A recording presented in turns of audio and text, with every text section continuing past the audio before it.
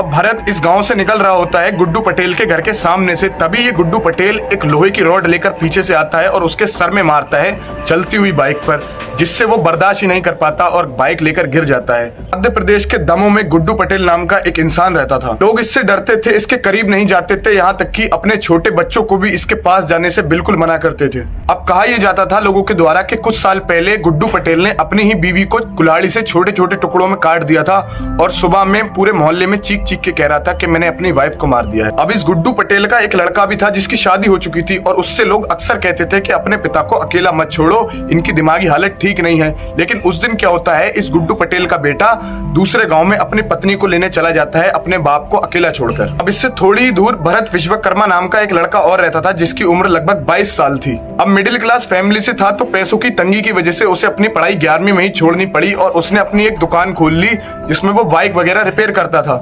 अब दिन था 3 नवंबर 2024, भैया दूज का दिन था, जब भरत अपने चचेरे भाई के साथ अपने पिता से 3000 रुपए लेकर ये कहकर निकलता है कि उसे बाइक रिपेयर का थोड़ा सामान लेके आना है और जाते जाते वो अपनी बहन से भी मिल के आएगा। लेकिन यही उसके आखिरी अल्फाज थे।